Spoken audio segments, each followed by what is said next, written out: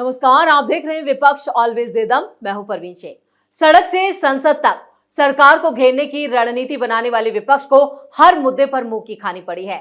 छात्र आंदोलन हो या फिर मंदिर चढ़ावा चोरी का मामला, विपक्ष ने जोरदार आवाज तो उठाई, लेकिन वो इन मुद्दों को जन आंदोलन में बदलने में कामयाब नहीं हो पाया। आखिर विपक्ष की रणनीति कहां कमजोर पड़ गई? वहीं दूसरी तरफ दिल्ली की सियासत में एक बार फिर आम आदमी पार्टी ने केंद्र सरकार के खिलाफ मोर्चा खोला है। अरविंद केजरीवाल ने E20 पेट्रोल के मुद्दे पर बड़ा आंदोलन करने का ऐलान किया है। केजरीवाल ने प्रधानमंत्री आवास तक मार्च निकालने की बात कही है। क्या E20 पेट्रोल का मुद्दे से यहां पर केजरीवाल जनता से जोड़ पाएंगे? छात्र आंदोलन से लेकर चढ़ावा चोरी में विपक्ष क्यों कमजोर नजर आया? इन मुद्दों पर चर्चा के लिए स्टूडियो मौजूद हैं कैपिटल टीवी के editor in chief doctor Manish Kumar और सीनियर जर्नलिस्ट राज सिंह। आप दोनों का बहुत बहुत स्वागत है। धन्यवाद। डॉक्टर साहब, छात्र आंदोलन हो या मंदिर चढ़ावा चोरी का मामला, विपक्ष की रणनीति कहां कमजोर पड़ गई? कैसे ये इन मुद्दों पर अपने ही बैकफुट पर नजर आए? देखिए, इनके पास कोई रणनीति ही नहीं थी। आप पिगी बैक करके दूसरे के आंदोलन के ऊपर चढ़ के आप अपना चेहरा चमकाने की कोशिश करोगे तो वो पॉसिबल नहीं होता है आजकल के ज़माने में। तो पहली चीज़ तो ये। दूसरी चीज़, विपक्ष जो कर रहा है, it can be described as monkey politics. बंदर क्या करता है?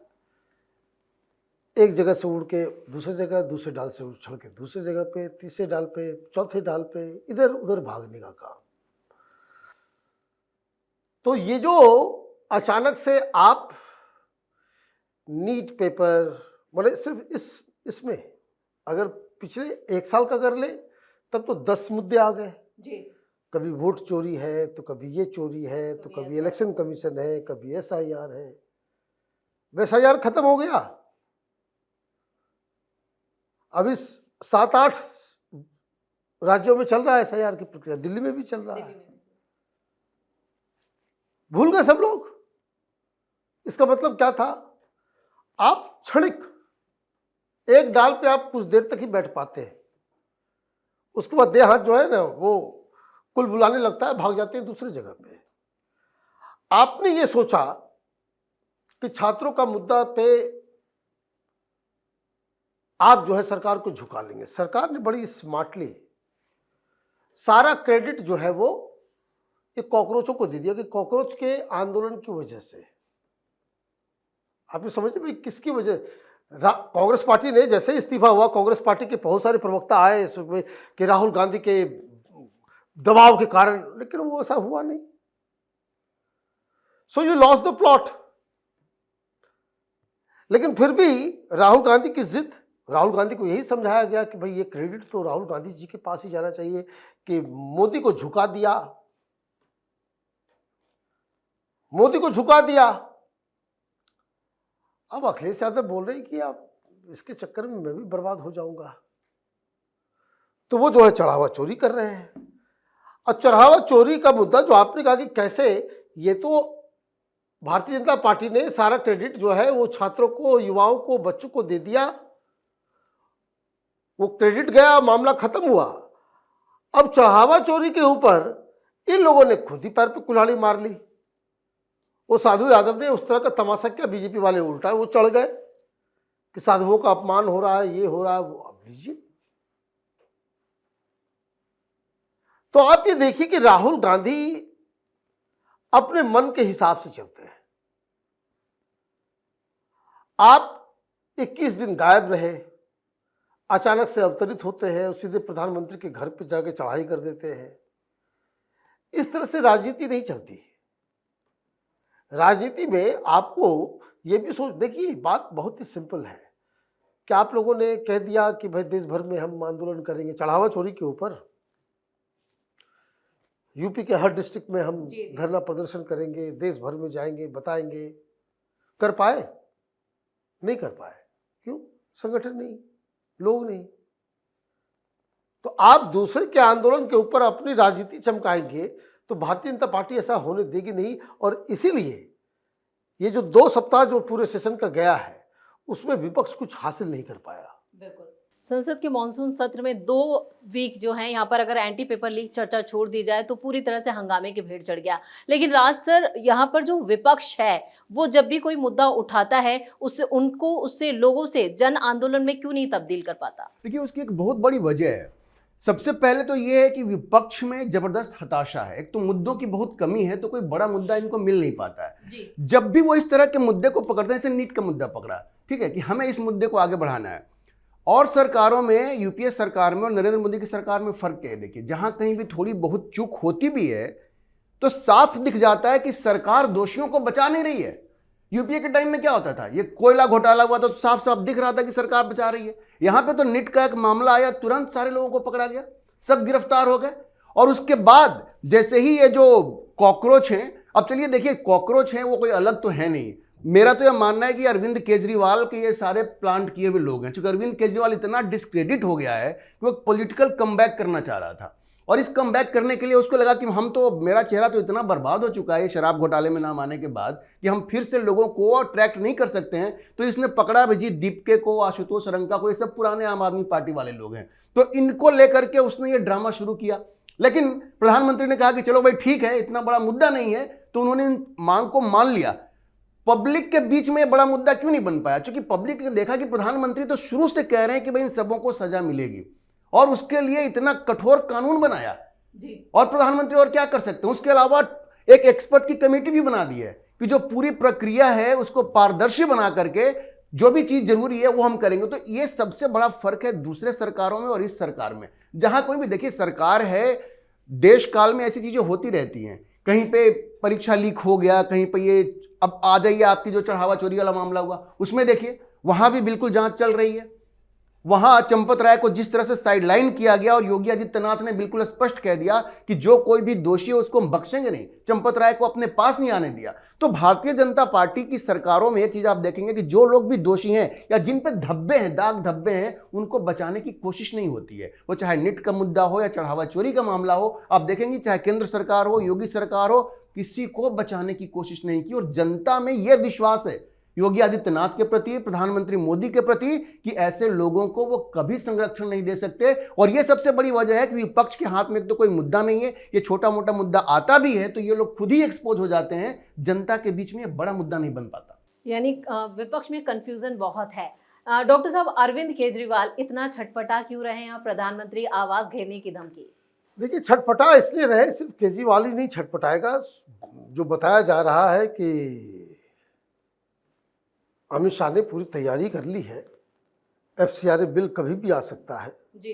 वो आज भी आ सकता है, कल भी आ सकता है, लेकिन इस सप्ताह वो आएगा। वंदे मातरम पास हो गया, मौलाना लोग मीटिंग कर रहे हैं और पूछ रहे हैं सेकुलर पार्टियों से कि भाई तुमने विरोध क्यों नहीं किया, क्या स्टैंड लेना, क्या स्टैंड। आप तो स्टोरी भी कर रही है उसके ऊपर कि आप देखिए, मौलाना सब पूछ रहे हैं कि हमने वोट देते हैं, हम आपको वोट देते हैं, आप हमारी वजह से, और इतना बड़ा मुद्दा आ गया वंदे मातरम का, वो लागू भी हो गया, सजा भी उसमें तय हो गया, और आप लोगों ने कोई आवाज ही नहीं उठाई। तो ये सेटिंग तो दिक्कत करेगा आगे चलकर। लेकिन इससे बड़ी समस्या ये सारी जो इथेनॉल और ये वो प्रधानमंत्री का घर ये कल घेरने वाला है, ये पहले ही घिर जाएंगे। प्रधानमंत्री के घर पे आप देखिए कि राहुल गांधी जो वहाँ चले गए, नेक्स्ट डे इटसेल्फ वो सुप्रीम कोर्ट में एक मामला दायर किया गया, चीफ जस्टिस के संज्ञान में है वो मामला, कि प्रधानमंत्री के घर और ये जो प्रोटेस्ट वगैरह करने का जो तरीका है ये बिल्कुल अलाउ नहीं किया जाना चाहिए। कल हम कोई कार्रवाई करेंगे, अपोजिशन लीडर को पकड़ के जेल में डाल दिया होता, वहाँ लाठीचार्ज हो गया होता, तो वो देश के इमेज के लिए ठीक नहीं है कि भाई लीडर अपोजिशन को ऐसे मारा जा रहा है, जेल में डाला जा रहा है। ये उसी का फायदा उठाता है राहुल गांधी जी। लेकिन केजरीवाल तो कुछ नहीं है, एमएलए भी नहीं है, तो वो तो जाएगा तो उसको तो वैसे ही उठा लिया जाएगा, वो तो अलग कहानी है। लेकिन आप देखिए कि सरकार आपको ये सारे चीज को करने को अलाउ कर रही है और अंदर खाने अपना काम कर रही है। एफसीआरए को लेकर के बहुत बड़ा दबाव सरकार के ऊपर अमेरिका से भी है,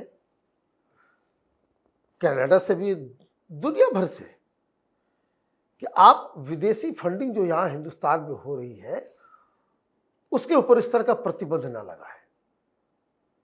और अमित शाह की पूरी तैयारी है और ये मुझे लग रहा है कि जैसे ही ये मुद्दा आएगा, ये चढ़ावा चोरी हो कि छात्र हो कि फिर इथेनॉल हो, ये सब के सब दब जाएंगे। FCRA इतना बड़ा और इतना खतरनाक कानून आने वाला है। यानी यहाँ पर केजरीवाल खुद अपने लिए और मुश्किलें बढ़ा रहे हैं। लेकिन राज सर, वो जो मुद्दा E20 पेट्रोल का उठा रहे हैं और प्रधानमंत्री आवास का जो घर है उसे घेरने की ऐलान कर रहे हैं, क्या इसे पंजाब इलेक्शन से जोड़कर देख सकते हैं ये पूरा?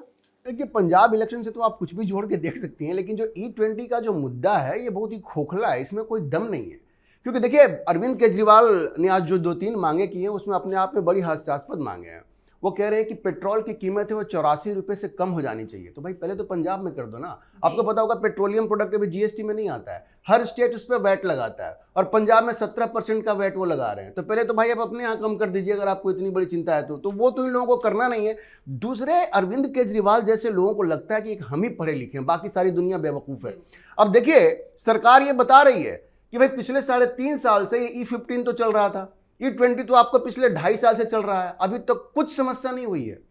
1-2 आपको वीडियो, एक सौरभ जोशी करके है, ये बहुत बड़ा ऑटोमोबाइल का वो व्लॉग बनाते रहता है, उसने भी एक गलत बयानी की, बाद में उसको माफ़ी मांगना पड़ गया। एक बिहार का एक यूट्यूबर है जो कि एंटी BJP खेमे में चला गया है, तो उसने कुछ बात कह दी। बात यह है कि सरकार के ऊपर ये जो आरोप लगाया अरविंद केजरीवाल ने कि सरकार ने कोई स्टडी नहीं की है, बिल्कुल गलत है। ये जो ऑटोमोटिव रिसर्च एसोसिएशन है, उसके अलावा जो मैन्युफैक्चरर्स हैं और इंडियन ऑयल कॉर्पोरेशन है, इन तीनों ने मिलकर के रिसर्च किया और उसके बाद ये देखा कि भाई, और ये भी चर्चा है, कुछ लोग कहते हैं ना कि E10 की जगह आपने E20 क्यों लाया, तो E10 से बेटर डिलीवरेंस है, एक्सेलरेशन आपको ज्यादा मिलता है, कार्बन एमिशन आपका कम है, सारी रिपोर्ट मौजूद है। लेकिन अरविंद केजरीवाल इतनी इस तरह की बात करते हैं जनता को बेवकूफ बनाने के लिए कि भाई कोई स्टडी नहीं हुई है। तो आप ये समझिए कि किस तरह से लोगों को गुमराह करने का ये काम कर रहे हैं। और यही वजह आप कहती हैं विपक्ष में मुद्दा क्यों नहीं बन पाता। अरे कैसे मुद्दा बन पाएगा, कोई सब्सटेंस नहीं है, कोई सब्सटेंस नहीं है, इसलिए ये मुद्दे कभी पब्लिक के बीच में बड़े मुद्दे नहीं बन पाते और ये लोग पूरी तरह से एक्सपोज हो जाते हैं। अरविंद केजरीवाल भी प्रधानमंत्री आवास पे तो नहीं जा पाएंगे, लेकिन जनता को जैसे जैसे ये चीजें धीरे धीरे पता चलेंगी, अखबारों में भी चीजें आ ही रही हैं, तो लोग क्या सोचेंगे कि भाई इनके पास कोई मुद्दा नहीं है, कहां से फालतू का मुद्दा उठा करके ले आया है। मुद्दे इतने सारे हैं लेकिन इनको एक चीज मिल गया है और वहां भी ये बिल्कुल फॉल्ट पे हैं, सही जानकारी नहीं दे रहे हैं, तो धीरे धीरे ये और बेनकाब हो जाएंगे। चलिए राज सर, इस तमाम जानकारी के लिए और सटीक विश्लेषण के लिए आप दोनों का बहुत बहुत धन्यवाद। धन्यवाद। विपक्ष के सामने सबसे बड़ी चुनौती सिर्फ मुद्दे उठाने की नहीं, बल्कि उन्हें जनता के बीच बड़ा आंदोलन बनाने की भी है। छात्र आंदोलन हो या फिर चढ़ावा चोरी, विपक्ष ने सरकार पर सवाल तो खड़े किए, लेकिन वो इन मुद्दों को निर्णायक सियासी ताकत में बदल नहीं पाया। वहीं केजरीवाल ने E20 पेट्रोल के मुद्दे पर सड़क पर उतरने का ऐलान केंद्र सरकार के खिलाफ नया मोर्चा तो खोल दिया है और एक नई जुगत भी लगा रहे हैं, लेकिन जनता उनकी असलियत भी जान चुकी है। शायद यही वजह है कि उनका आंदोलन शुरू होने से पहले ही पूरी तरह से फेल हो चुका है। इस खास शो में इतना ही। वीडियो कैसा लगा कमेंट करके अपनी राय जरूर दें। वीडियो को लाइक करें, शेयर करें और कैपिटल टीवी को सब्सक्राइब जरूर करें। धन्यवाद।